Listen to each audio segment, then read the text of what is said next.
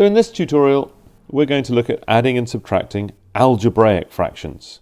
But don't worry about them being algebraic fractions, because actually the rules are exactly the same as for fractions with numbers in them, numeric fractions. And if you have watched the tutorial on adding and subtracting numeric fractions, you'll see that these key points here are exactly the same. So let's just do it and not be worried by the numbers. First thing we need to do is find the lowest common bottom, or the lowest common denominator as it's usually known, and that is usually just the two things multiplied together. We'll see later on that sometimes we need to be careful, but if it's simple then it's the two things multiplied together.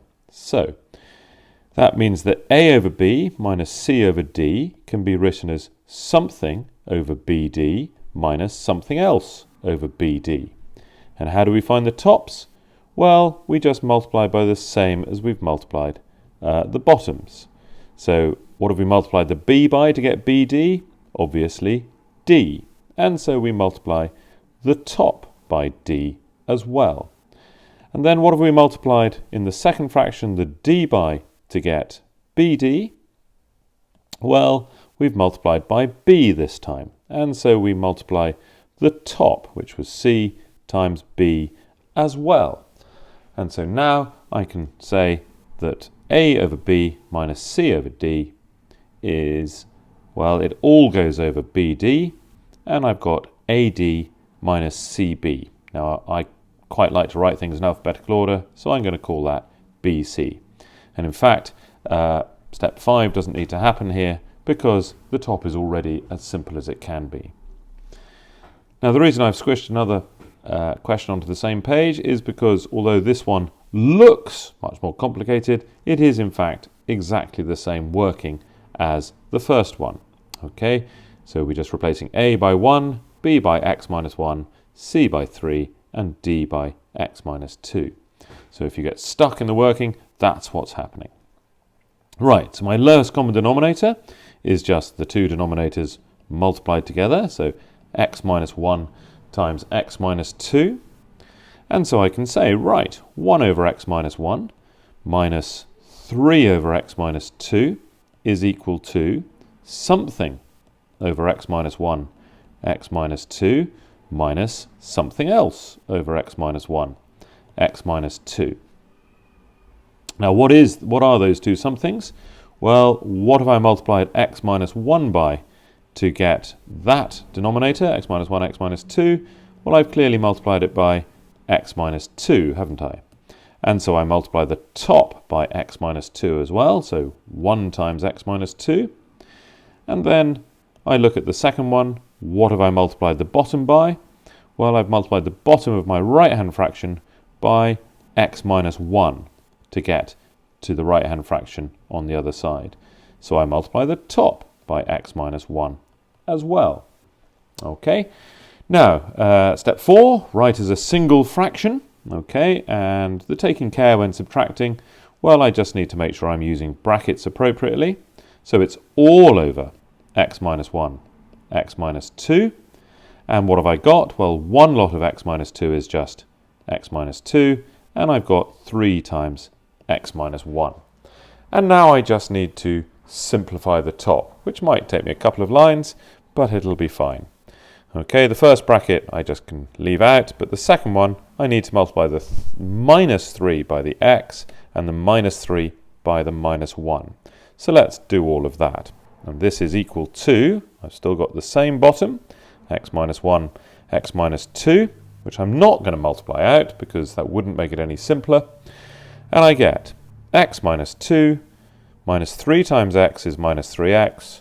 Minus 3 times minus 1 is plus 3, and that's really where we need to be careful. And so I get x minus 3x is minus 2x, and minus 2 plus 3 is 1, so I'm going to write it as 1 minus 2x, so that I don't have a minus sign at the front, over x minus 1, x minus 2. And that, to my eyes, is as simple as we can write that. Now we are going to do a slightly more complicated pair of questions. It's only complicated by the fact that the denominators have something in common. Okay, and life is so much easier if we get the right lowest common denominator to start with. So the lowest common denominator here is not AB times BC, but is just ABC. Okay, why is that? Well, you can see that AB goes into ABC quite happily, and you can also see that BC goes into ABC quite happily. So it actually makes life a lot simpler if we choose the proper lowest common denominator. Thereafter, it's quite straightforward. Okay, we get P over AB plus Q over BC is equal to, well, we've got to put it as two fractions with the new bottom, so ABC plus something over ABC. And again, I just need to find out what we've multiplied by. How do I get from AB to ABC? I multiply by C. So I multiply the top by C as well. That's P times C. And then what about the second fraction? Well, I multiply BC by A to get ABC.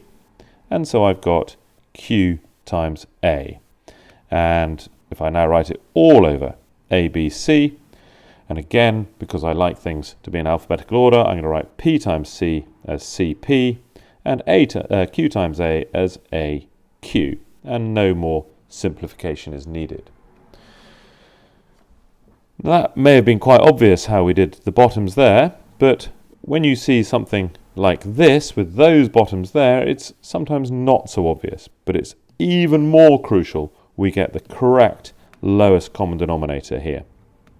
Okay, now noticing that I've essentially got the same pattern, A, B and B, C, I only need one lot of x minus 1 in my lowest common denominator. So the lowest common denominator will be x times x minus 1 times x plus 2. I don't need x minus 1 squared. In fact, if I do, the whole thing becomes more complicated. So let's just make that point, NB, there's only one x minus 1. Okay, I don't need two of them. Right, moving on, we can now just do the question in the same way as we've done the previous three. I've got 4 over x minus 1 plus 1 over x minus 1, x plus 2. Okay, and that is equal to, right, now I do need a bit of space here. I've got x minus 1, x plus 2 on the bottom of each of them, x minus 1, x plus 2. And I have to ask myself the question, what have I multiplied the bottom of the first fraction by on the left-hand side to get the bottom of the first fraction on the right-hand side? Well, I've multiplied it by x plus 2, and so I multiply the top by x plus 2 as well. And then I do the same for the second fraction. I've clearly multiplied the bottom of the second fraction by x, haven't I, to get the bottom of the second fraction on the right-hand side. Okay, I've dropped a plus sign in the middle there, but there it is.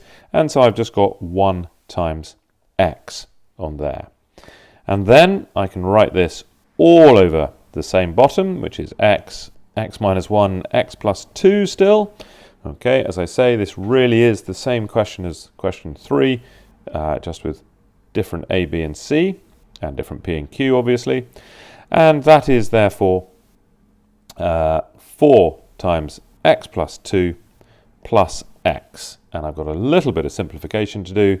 Multiply at the first bracket by doing 4 times x and 4 times plus 2. And because I'm feeling brave, I'm going to simplify this all in one go. And I'm going to say I've got 4x plus the other x is 5x, and 4 times 2 is plus 8. And that's still all over the same bottom. If you hadn't chosen the simplest, lowest common denominator, you would then have a bit more of a mess and some cancelling to do as well. So it really does pay to find the lowest common denominator before you start.